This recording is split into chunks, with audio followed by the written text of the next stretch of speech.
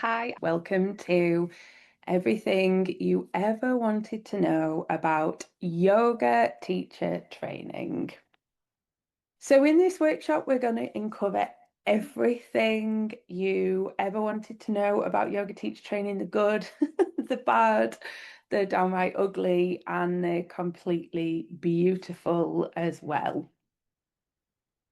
But let's take a moment and start with a little pause. Maybe you would like to soften your gaze or close your eyes and feel the connection with the touch points beneath you. If you're standing, that will be the soles of the feet. If you're sitting in a chair, it will be your pelvis, your hips, your thighs.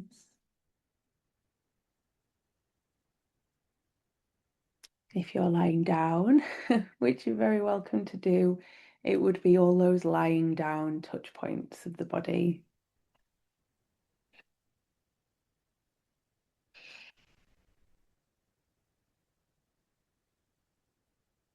And then taking your awareness to your breath. Perhaps connecting with the location of your breath.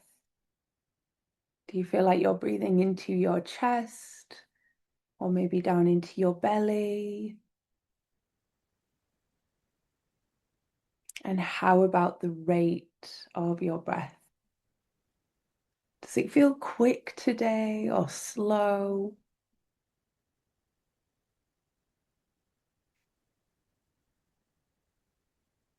And fully arriving in this moment.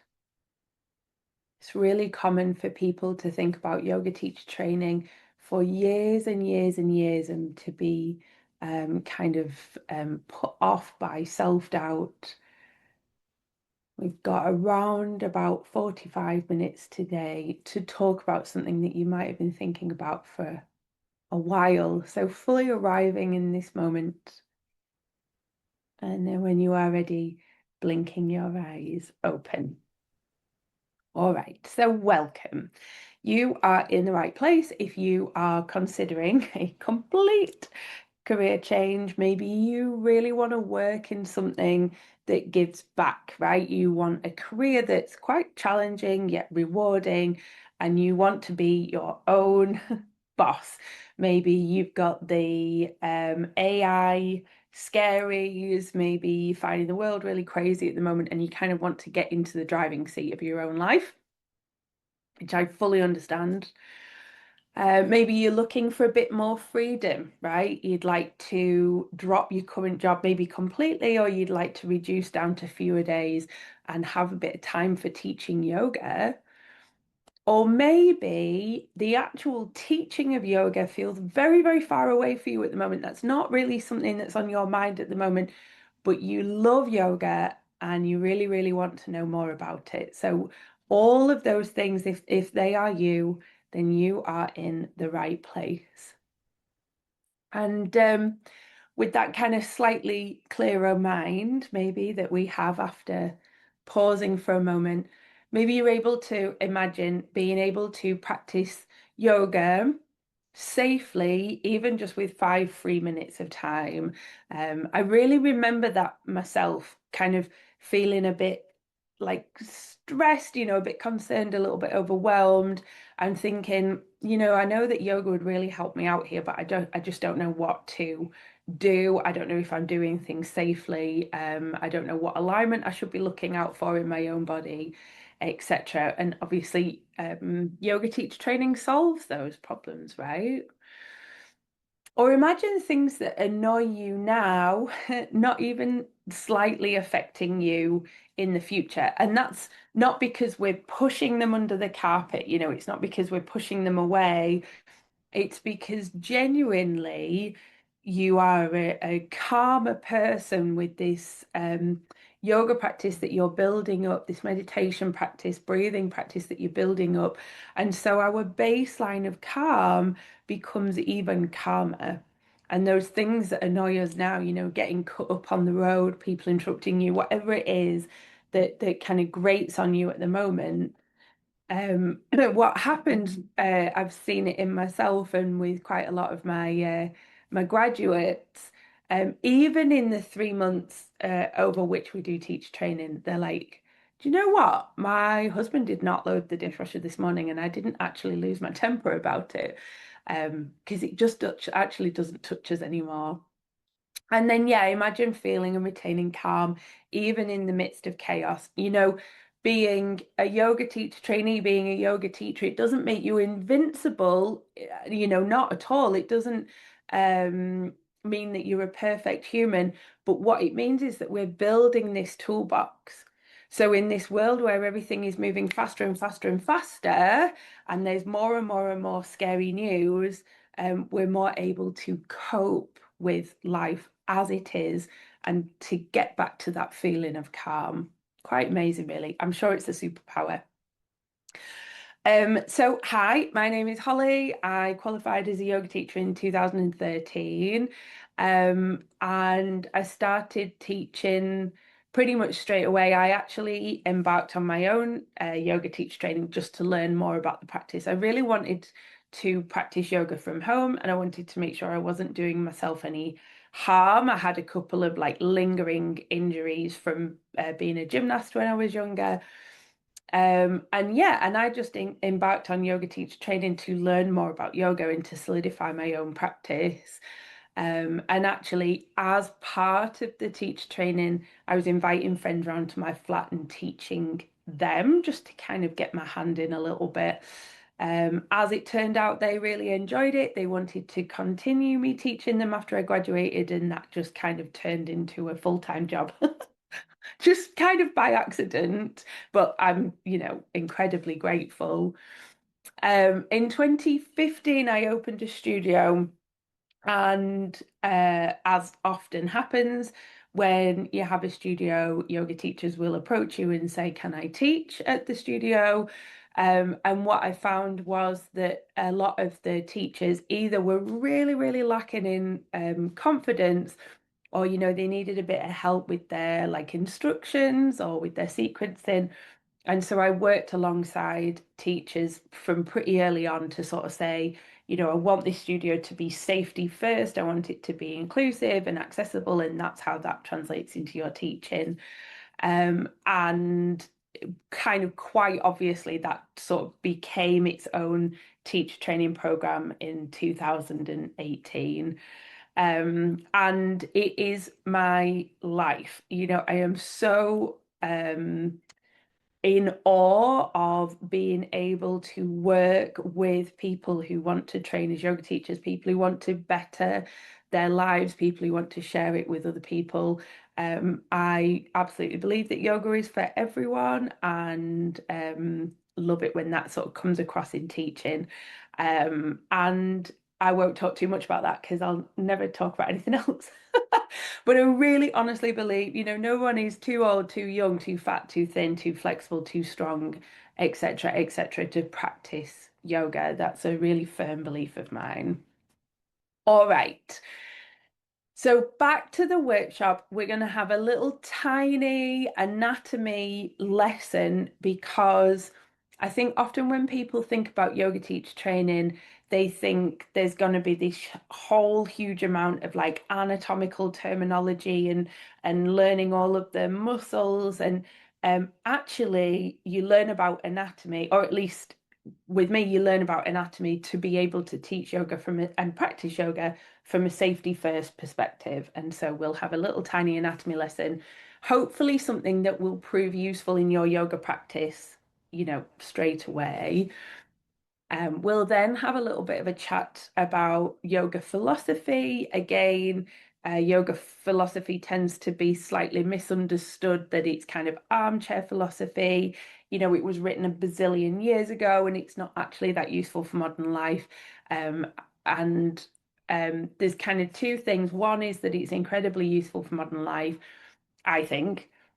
But secondly, that a lot of modern neuroscience research is actually making the same recommendations that yoga philosophy was making like millennia ago, which is just absolutely amazing. I'll then talk you through choosing your training, and I'll tell you a little bit about training with me. And if you want to explore that more, we'll go into the next steps. The most important thing for me is that you choose the right training for you, right? So all of that will be objective. All right. So anatomy with my dancing skeleton. In order to, um, in our anatomy study, I want to tell you about the shoulder joint. You'll see that's not the shoulder joint in front of you there. That's the hip joint. But in order to tell you about the shoulder joint, I need to tell you about the hip joint first, right? So what we've got here is we're looking at somebody head on.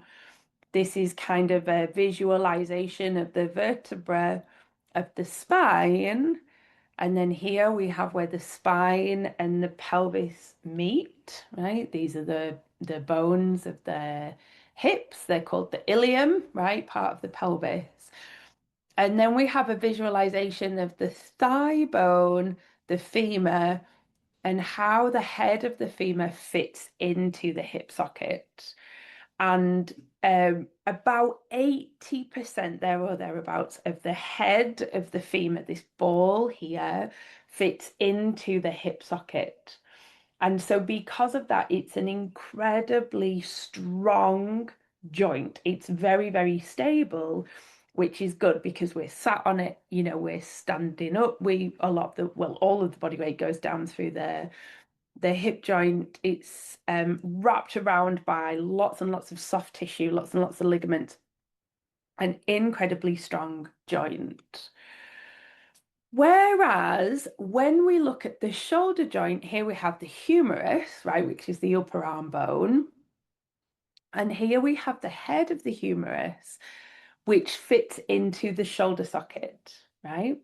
So back to the hip socket, we have the head of the femur, which is a ball, which fits into the hip socket. About 80% of that bone of the head of the femur fits into the hip socket, whereas the shoulder socket, the head of the humerus, the head of the upper arm bone, actually just kind of rests on the shoulder socket. You'll see that this isn't a fitting into, it's a resting.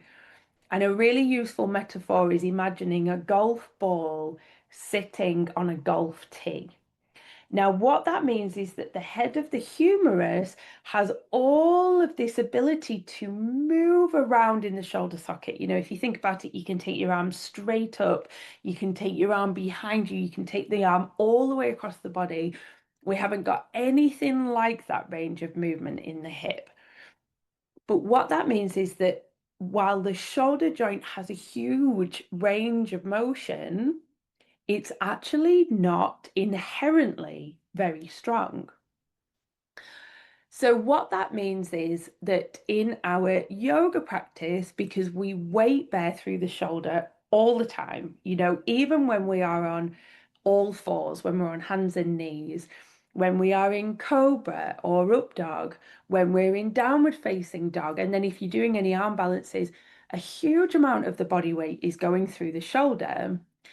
And if the head of the humerus, this ball here at the top of the arm bone, is kind of resting on the shoulder socket as opposed to held by the socket like the hip is, what that means is that the body then has to add on layers of strength around that bone on bone articulation.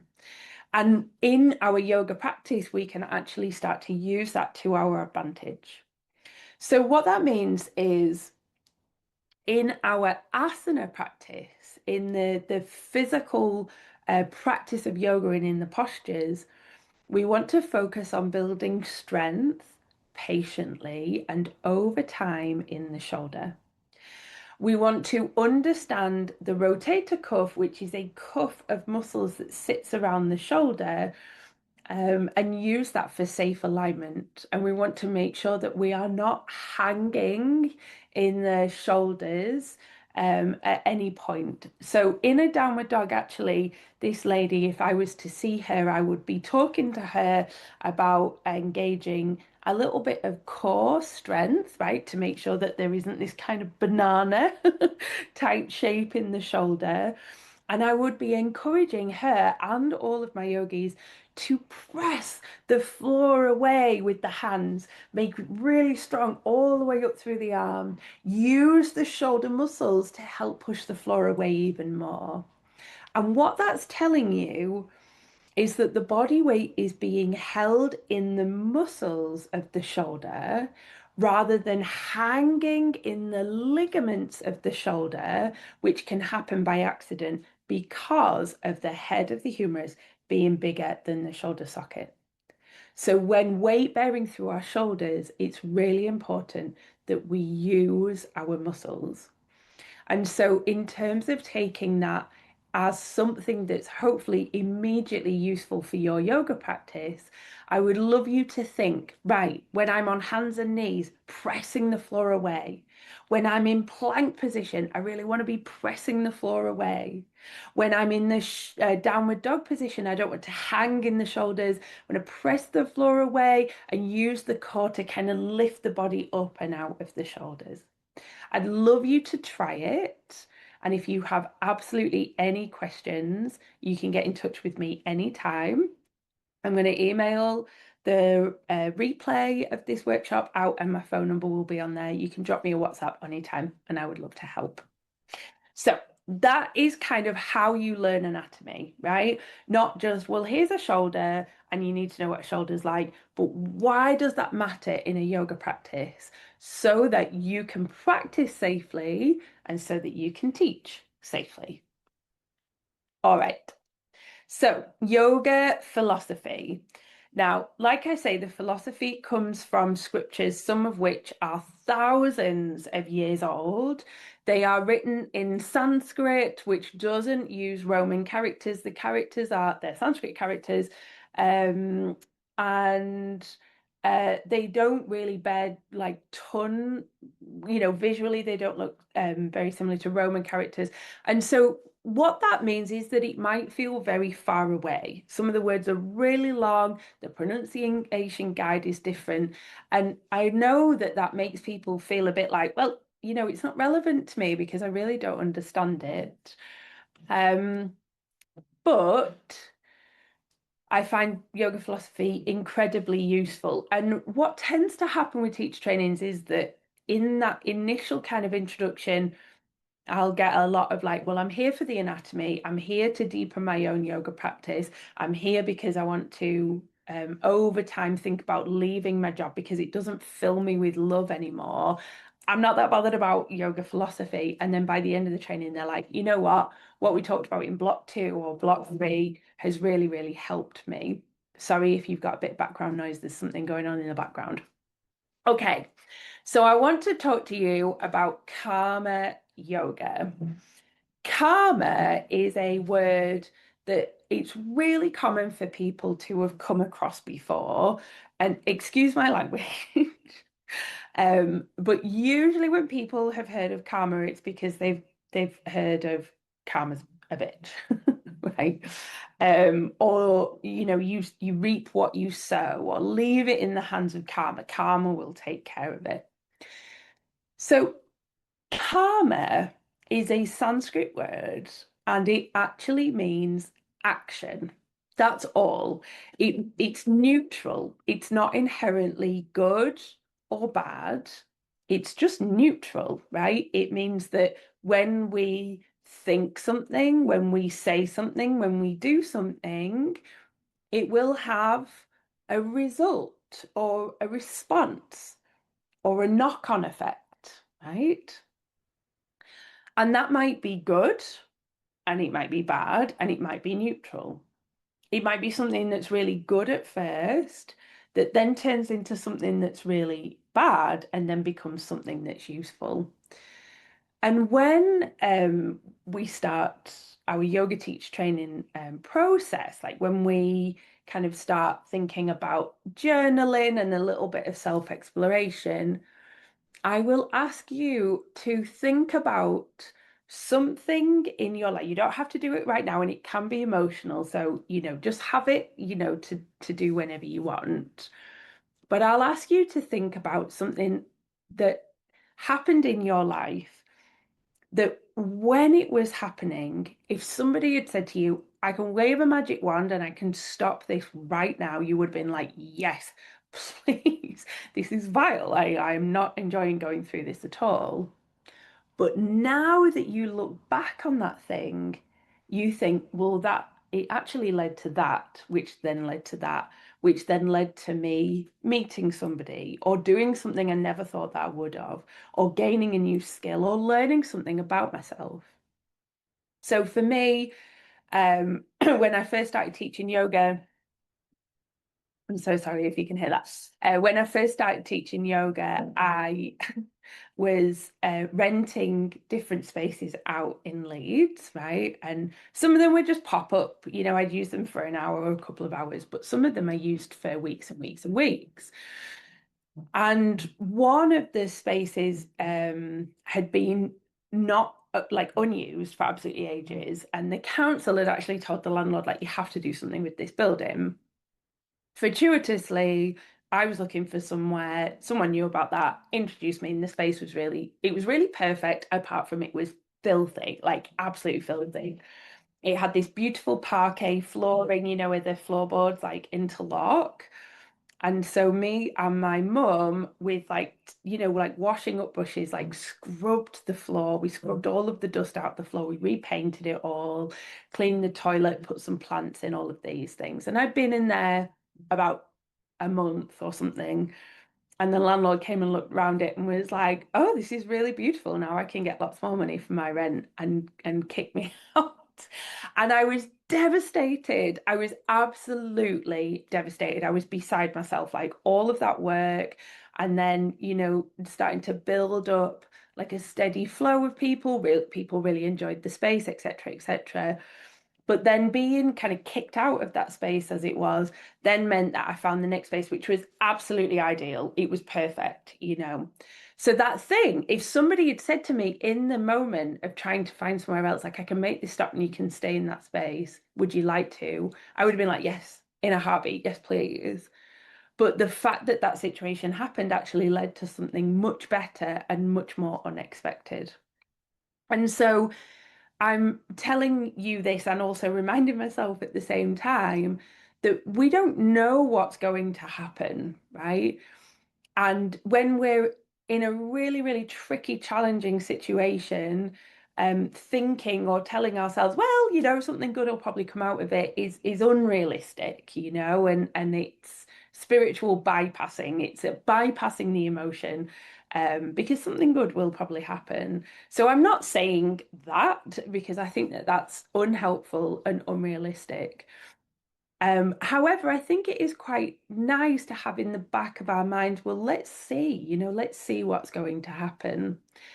And so taking a step back from this lesson, which is karma yoga, as a little bit of a takeaway from this session, right? A little bit of yoga philosophy to take away with you. I'd love you to think about if there's anything in your life that is uncontrollable that you are trying to control. And I've got a cloud here because it's really common for people to like try and control the weather, right? Or to worry about the weather. I'm so worried it's going to rain next week. You can worry or you can not worry, and the weather will be the same. And so it's a real not very sensible use of our mental bandwidth, isn't it? Often people will worry about the future. Yeah, you can worry about the future, you can not worry about the future, and realistically, it will roll out the same way, or it might not. Because if you are committed to not worrying about the future, but you can take that mental bandwidth and put it somewhere that's useful, like upskilling or meditating or practicing yoga, then that might be really helpful. So, by no means are we going to accidentally start spiritual bypassing when we know a bit about yoga philosophy. We're still human. We still have human thoughts and emotions and what have you. However, when we're worrying about something, how useful, how ideal is it to think, do you know what? I'm trying to control something that's uncontrollable. How can I take my mental bandwidth and use it in a more useful way? Again, I'm always here for questions, so just let me know if there's something that I can clarify. All right, so prerequisites for yoga teacher training. These are my prerequisites, right? Well, that's not true. At least 2 years regular yoga practice is set by the accrediting body, Yoga Pros, and I would agree with that. And then my prerequisites are having an open mind, and then, of course, a passion for the potential of yoga. Spending 200 hours together has to be fueled by, I need to know more about this, and that's fueled by the passion. So hopefully what you've realized is that on here isn't like that you need to be able to do the splits, that you need to be able to do lotus pose, you need to be able to walk around on your hands, you need to be able to meditate for 30 minutes every single day without a single thought. Those things are not on here. We might learn to do those things, but you don't have to have those things in order to train as a yoga teacher. And so, if this is something that you've been thinking about for a little while, and you're like, I'd love to be a yoga teacher, but I'm not the right body shape, I can't touch my toes, I'm too stiff, I'm too shy, put that here. Because I'd love you to think about the yoga teachers that have inspired you over the years and think about what was inspiring about them and what did they teach you and how you felt after their classes. Because I bet you didn't go to those inspiring teachers because they were so super flexible, or because they were thin, or because they were exactly the right age. I bet you went to them because they made you feel like you were capable of something that you hadn't believed, or they taught you a different way to think about something. And I promise you, you can be that teacher too. You can be that yoga teacher teaching others and inspiring others that no matter their age, their body size, their confidence level, their flexibility level, that they can get the benefits of yoga just as much as everybody else.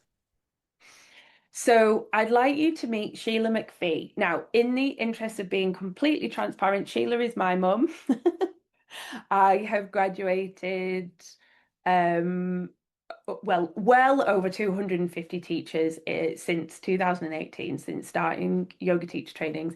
And my mum is the only family member. All the others are non-family. But I just wanted to share my mum's story because the first yoga class that she came to, she was in her 50s. And, she's not a size 8 and she's not an ex-gymnast or an ex-dancer. She came to yoga in her 50s with her real body and her struggles touching her toes and what have you. And it's changed her life. So she says, on reaching age 60, the yoga teacher training course was an opportunity for change and seemed a great way to start the next phase of my life with new learning and some physical and mental activity. She says, although I'm not able to access more challenging poses, I was encouraged that my personal development would form a positive basis for my teaching, and it most certainly has. She says some nice things about the training, but the reason I wanted to share Mum's story is because on graduation, she started teaching what she calls women of a certain age, right? So she's not teaching splits and headstand and really dynamic sequences, but she's actually retired now. But she was so busy for years, for a good maybe 5 or 6 years, teaching women of a certain age the kind of yoga that she was practicing to be able to keep her mental and physical health up and keep her mobility up as well as she got older. Okay, so, choosing your training, we're going to talk about accreditation, which is so confusing, and I'm so sorry that it's so confusing. Not that I can change that apart from explaining it, but yeah, it's a bit of a minefield. We'll look at what to look for in a trainer and the content, catch-up system. the actual practice of teaching, and then also the business of yoga. So in terms of accreditation, there's a few main accrediting bodies. There's the British Wheel of Yoga, who have their own kind of step by step by step by step by step. There's, confusingly, the Yoga Alliance US and Canada, and then the Yoga Alliance Professionals, aka the Yoga Pros, in UK and Europe. And the Yoga Pros, the Yoga Alliance Professionals UK and Europe, they have, I think, the strictest standards of accreditation, and that's who accredits my trainings. There was a point, I'm not sure if this is still the case, but with the Yoga Alliance US and Canada, where you could lead your own teacher training as soon as you graduated, which isn't strict enough for me. That makes me feel very concerned. And then in terms of a trainer, you probably, if you're training as a yoga teacher, probably undertaking a 200-hour training. So you're going to spend 200 hours with these people. You have to make sure that they know their stuff, that they understand anatomy, they are grounded in yoga philosophy, because without that, it's a movement training, which is fine, right? The movement is so beneficial, but it's not a yoga training, right? You want to make sure that they have experience in working with people, in training people, and in holding space, because a lot comes up in yoga teacher trainings as well. And you want to make sure that they inspire you, right? That you are excited about the prospect of learning from the person or the team. And then in terms of a checklist, and I'll send this out in the email that I send you afterwards, make sure that any trainings that you're looking at cover all of these things. So that there is a grounding in anatomy for safety first, that you are invited to discussions about learning yoga philosophy, probably a book called the Yoga Sutras by Patanjali, and then probably a book called the Bhagavad Gita as well. You want to make sure that the training encourages you to build and continue with a self-practice. Really, really common when yoga teachers graduate, they become very busy and their self-practice falls away. So a really easy way to make sure that that doesn't happen is by building that self-practice throughout the training. And then, of course, talking about teaching methodology and sequencing methodology. What do you do if someone walks into your class with a shoulder injury or they're pregnant? What do you do if you've created the perfect playlist and then the speaker's not working? What happens if you turn up for your class and everyone in front of you has loads of yoga experience, and so you're able to teach your class quite quickly?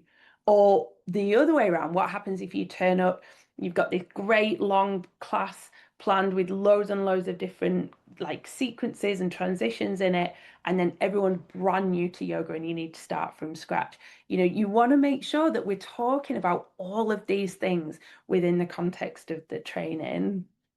And then if you have any idea of teaching, any aspirations to teach, one of the things that's quite often missed is that by teaching yoga and getting paid for it, you are running a business. And I know that that sounds really like cold and hard and not romantic. You can teach yoga for the pure love of it, but you're still running a business. And so you want to make sure that your yoga teacher training covers at least the basics of running your yoga business and the basics of being a yoga teacher. I would really recommend that you check that there's some sort of catch-up system. You don't want to be embarking on a training worrying about being poorly, or worrying about, what happens if you've just not switched on one day. You need to look after someone like that. You want to make sure that you can catch up and then meet with the rest of the trainees and then go ahead, and you won't be behind. So how are you going to catch up on things that you've missed? Will your knowledge be like tested? All right, that doesn't need to be a written test, but is anyone going to check that what you've learned has gone in? And will you have an opportunity to ask questions? Your not doing an on-demand yoga teacher training for a reason. You probably want that interaction. So are you going to get that? And then, yeah, the teaching practice, if you want to teach yoga, there is no substitute for actually teaching yoga, right? So the graduates that I have worked with over the past, where are we, 8 years, 9 years, on graduation, when they get the certificate in their hand, they feel ready to teach, and that's because they've been teaching all the way through. So, how much opportunity is there to teach your fellow trainees and the general public as well? And then, what kind of feedback do you get from trainers on that teaching? All right, let's see what David said. David graduated, oh my goodness, 2023. That's 3 years ago. That's crazy. Oh, bless him. He says, I cannot imagine that there is a better Vinyasa Flow teach training course in the country. When I started the course, I felt like someone who does yoga, and now after the course, I feel like someone who teaches yoga. There were so many things that I loved about the course, the breakdown of the days. He talks about a few other things.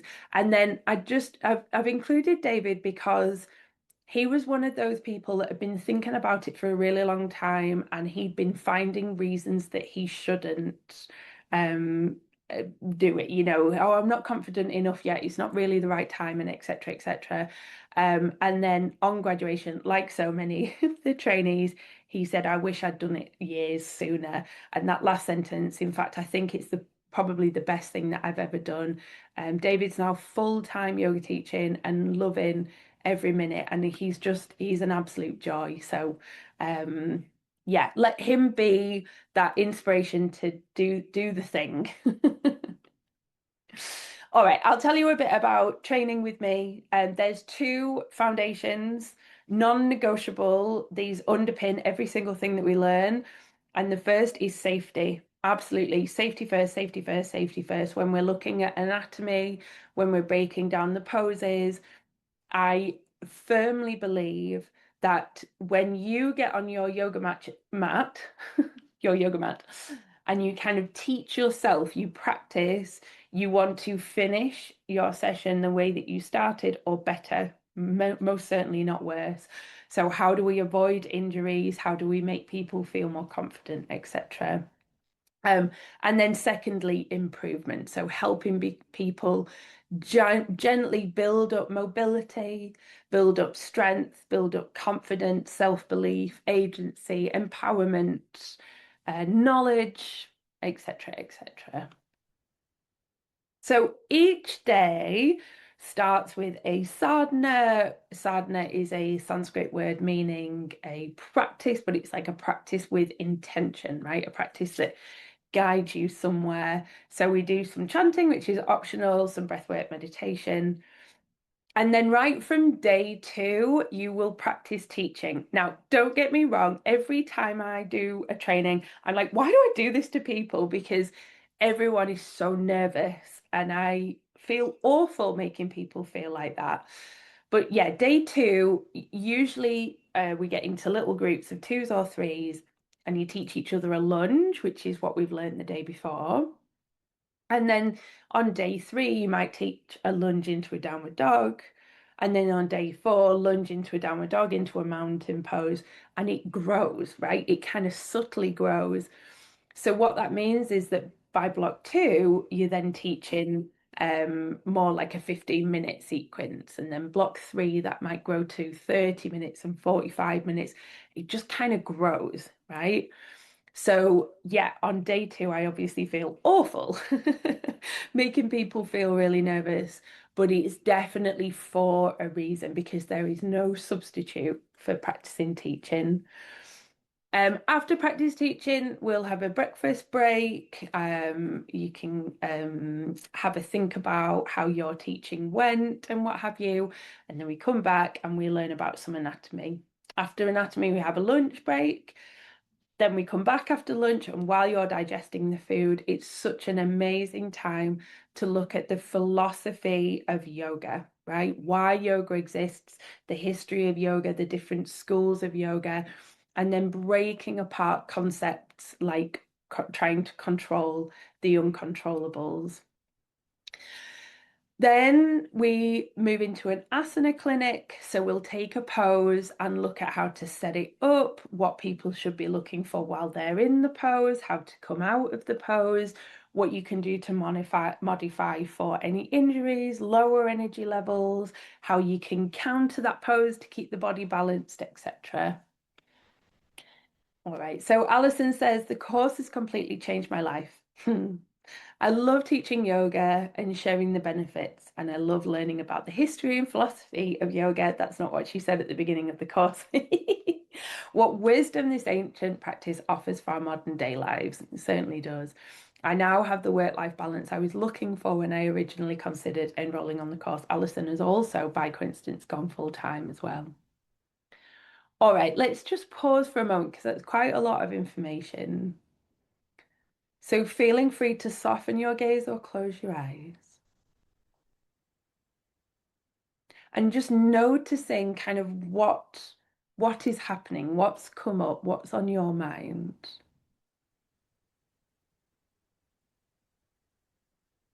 And then letting that go for a moment and just following your breath as it comes in and as it leaves.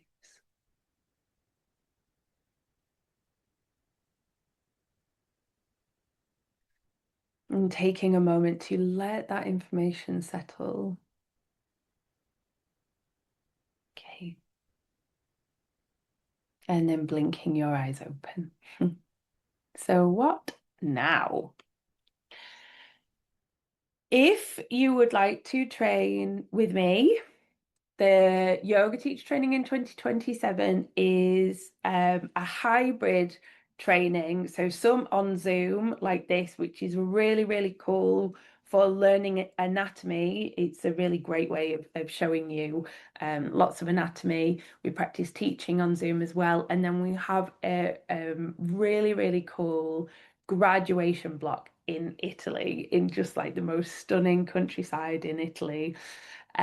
So I'll send you the information along with the replay. And if you're thinking, do you know what? Yeah, maybe, there'll be a link to our application form on there as well. Just kind of write that in a way that feels true to you. There's no right or wrong answers, really. Following that application form, we'll have a one-on-one call. I would love to answer any questions that you have, and I would love to understand your kind of reasons for wanting to train as a yoga teacher a little bit more, whether it's for your own practice and what's inspiring you. And if all of that goes well, we'll accept you onto the course, and then once your place is accepted, we share with you some recommended reading. There's some classes with me as well, what I've called Yoga Beyond Asana, so you can start learning about the philosophy if you like. We've got some insight into the anatomy of the spine, so you can start your learning journey straight away, which people usually tend to be quite keen to do. There's no pressure, absolutely no pressure. You'll learn everything that you need to know in the contact hours with me, but if you want to get started sooner, then you can do. And let's run through some really common questions. So, do I have to be flexible? Well, hopefully by now you know that the answer is no. And just to really make that incredibly clear, think about my mum, certainly wasn't flexible, but is a very, very, very effective yoga teacher. And then think about, the people that you'll be working with. Like if you're at the front of the room with your legs all over the place doing splits effortlessly, it's going to be quite hard for the general public to connect with you, isn't it? Whereas if you're at the front of the room and you're like, "Do you know what, my hips feel super tight today, so let's all do this option instead," that makes you a lot easier to connect with. So no, you do not have to be flexible. What if I can't make all of the dates?